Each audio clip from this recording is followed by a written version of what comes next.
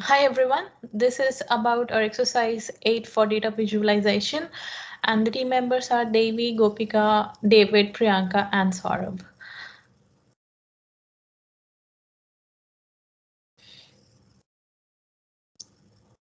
I'll be presenting the first slide, and first slide was about a debate on if, and the topic of the debate was is policing has racism or not.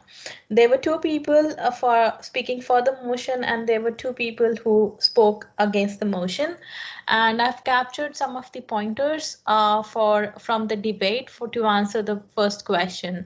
So the main pointers from the debate were that each of the they talked about the research studies and Department of Justice report to convince their point, again, revealing racial bias in policing, ranging from routine traffic stops to the use of force.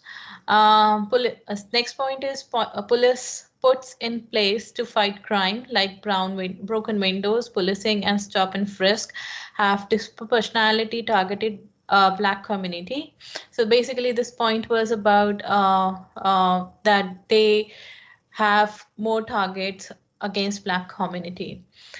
Third was social scientists have found that implicit bias, the association of black men with criminality, can impact police interactions. The higher rate of violent crime committed by black males accounts for the higher proportion of African American death from police shooting. Studies have shown that blacks are equally likely or even less likely than the whites to be shot by police. The media and the increasing use of video has fed the idea that there is epidemic of police shooting when in reality those events are rare.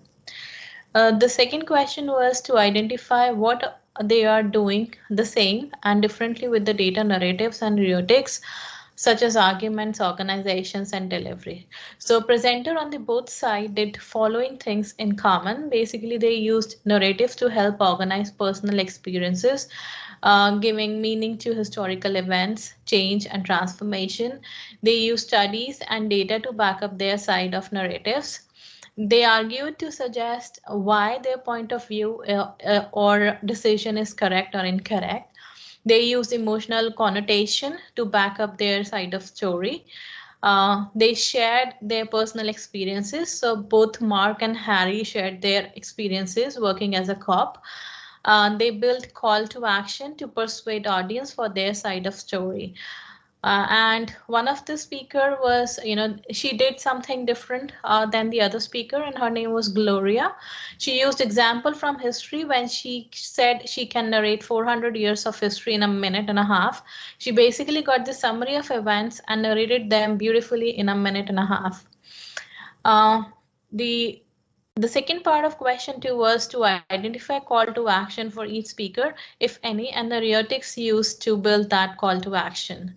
So each side of the motion built the stronger call for the action. So the people who were speaking for the motion, they had following pointers. They focused on black community and systemic discrimination around people of color, which is difficult to track by data because data is also biased. Second point was they shared their experiences as a black people in America and subjected to discrimination in spite of being highly educated and well established. And third one was their call to action was to persuade people to vote and agree that there is racism in police. Now comparing, getting the pointers from Against the Motion group, they focused on overall crime scenario in America and that majority of violent crimes are conducted by black people. Second one was they shared their experiences as people in police department in America. They emphasized that cops look at the crime and not the race of the criminal. Third one was their call to action was to persuade people to vote and agree that there is no racism in police and police department works against crime. Now my next colleague present the next slide.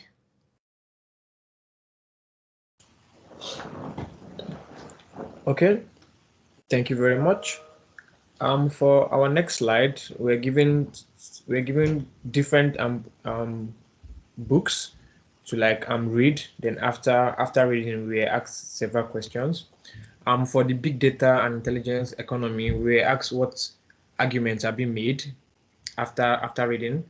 We found out that the arguments were how can we equip business to deal with the market's rapid transition, and how do we develop the leadership and acquire skills needed to take advantage of the opportunity that has arisen because of this huge data.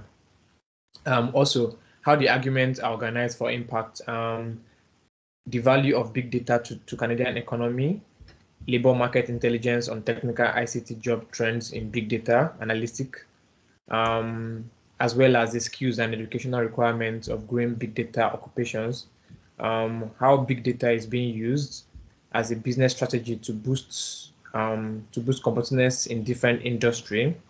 Which call to action is being requested? So in the big data intelligence economy, the call to action was taking advantage of connectivity.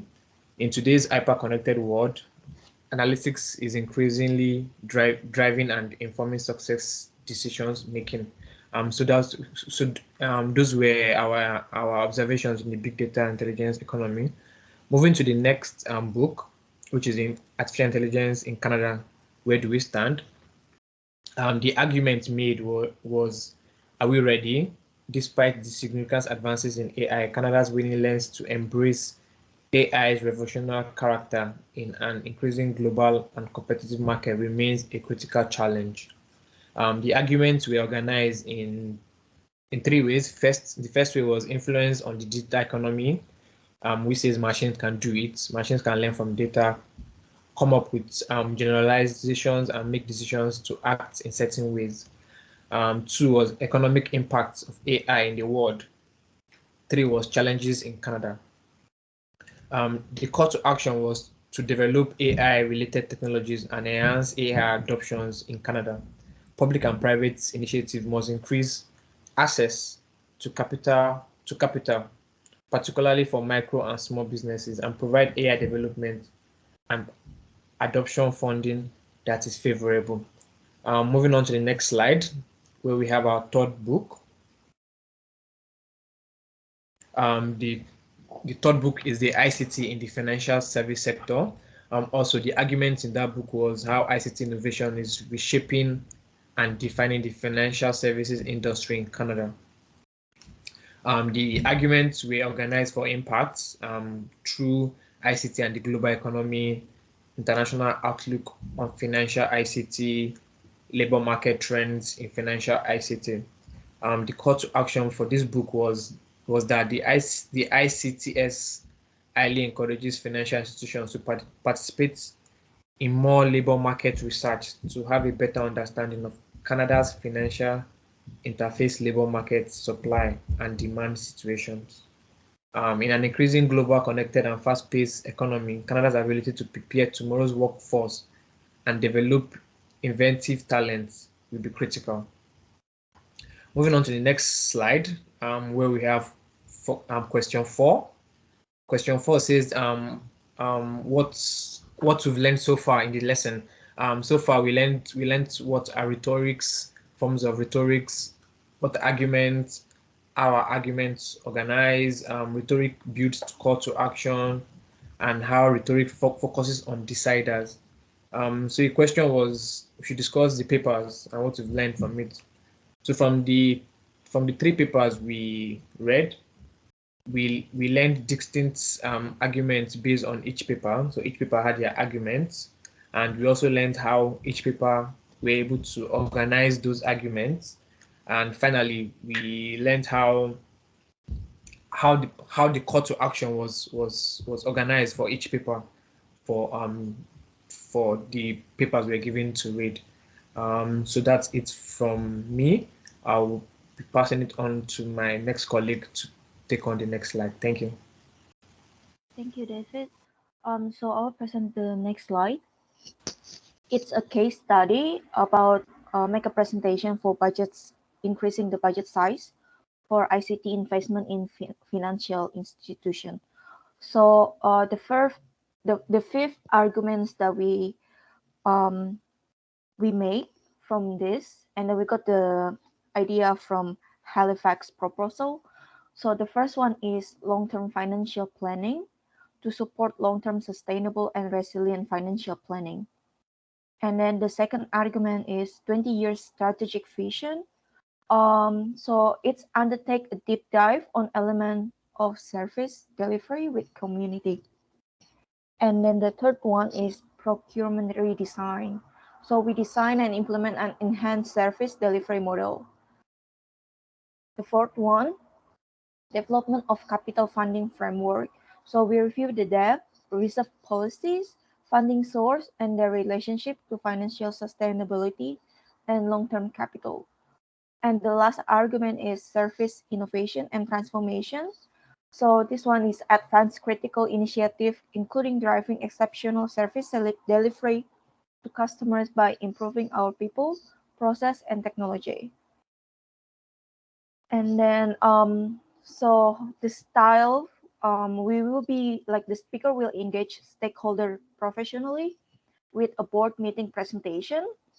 And for the memory, the speaker will use professional and work fields approach to connect with the stakeholder. And delivery and grandstanding, the speaker will focus on argument, advising, and execution. So for the next slide, we'll be presenting by Saurav. Thank you, Devi. So in slide 3, there were total 3 case studies. This is the first one. So it's mobile apps generating economic gains for creative media industries in Ontario. So this case study tells us the story that how mobile applications are generating economic gains for not only mobile industry, but for creative media industry of Ontario as well. So the first question is what arguments are being made? So the case study included that mobile applications emerge and use have offered new economic potential for Ontario's mobile app sector. And then it presented a fact that 85% of smartphone customers download mobile apps. Daily mobile content consumption is expanding at an astounding rate in various important categories.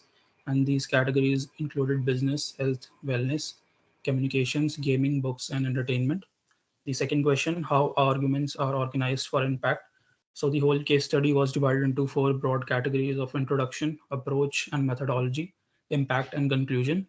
In introduction, the author primarily focused on the research potential associated with the agenda and gives information on job prospects, impact, economic difficulties, and growth strategies for mobile app adaptation. The second approach, the main objective of this heading is to present essential survey and research indicators in the form of bar plots, tabular questionnaire, line plots, and pie plots with the green color code to show the story's growing side. The third point, impact. This section summarized the total impact of the creative industry on mobile app uptake. It also gave information on the difficulties encountered and suggested next steps for implementation of mobile application technology. The last step was conclusion. The study concluded that mobile technology has had a beneficial impact on a global scale by fostering economic growth and introducing new ways to provide creative and corporate material. The last question, which call to action is being requested? So adoption is the requested call to action. Adopting this new technology in the business and creative sectors can eventually enhance each sector's overall revenue. Next slide, please. So this case study, as the title suggests, it's the Canada's digital imperative. That means how digital platforms are evolving as the technology is advancing. The first question is what arguments are being made. So new business practices are emerging as a result of digital platforms, as well as chances to improve digital marketing techniques. So according to the findings of this survey of this case study, Canadian businesses that have foresight enough to see that business climate and models will change even more dramatically by the end of the decade, which prioritizes innovation in their company plans. The second question, how the arguments are being organized for impact. So the arguments are divided into 4 broad categories of introduction, impact, challenges, and future scope.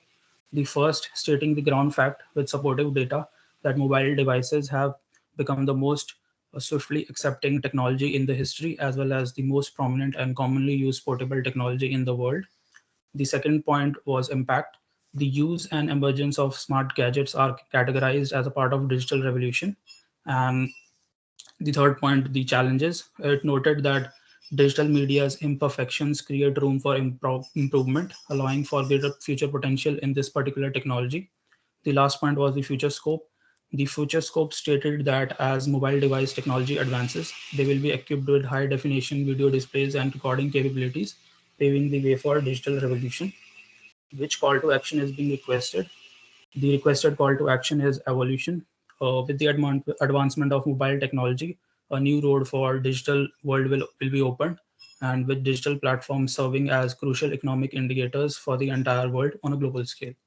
So the next slides will be presented by Gopika. Thank you, Saurabh. So, in this question, a case study was given on adopting mobile technology in business processes of different organizations in Canada. So, the first question is what arguments are being made?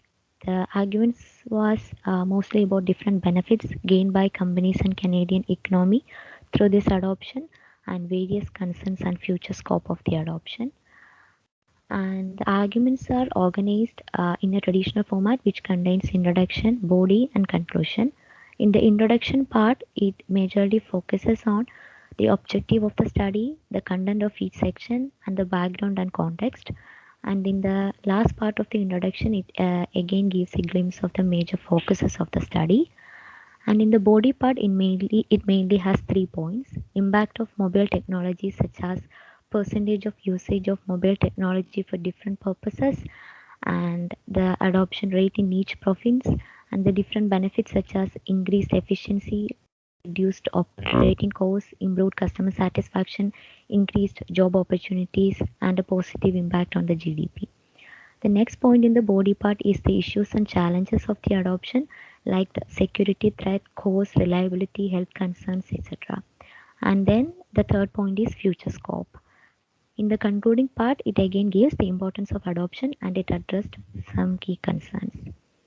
The call to action requested in this case study is change, because it points out various benefits of the adoption, and this study encourages the stakeholders for applying the idea of wireless technology for better efficiency and productivity. Moving to next slide. So in this question, we were asked to give 5 arguments in order to encourage the customers to increase the use of mobile for sales and marketing functions. So in the opening statement, it gives some benefits and the importance of mobile technology in marketing and sales, and then gives 4 reasons for the adoption, like time spent on mobile devices is alarmingly increasing, mobile commerce and mobile marketing go hand in hand, and the SMS open rates are higher than email and other digital channels. Mobile marketing reaches a broader market. And in the in the concluding statement, it again gives the key role of marketing in the key role of mobiles in marketing functions and sales. Moving to next slide. So in the next slide, we are discussing the style, memory, and delivery used in these arguments. The style is like a plain information-driven style specifying the reasons and need of the mobile marketing. And talking about memory, the presenter must have a clear command over the content, prepared to be improvised, spontaneous, and expand.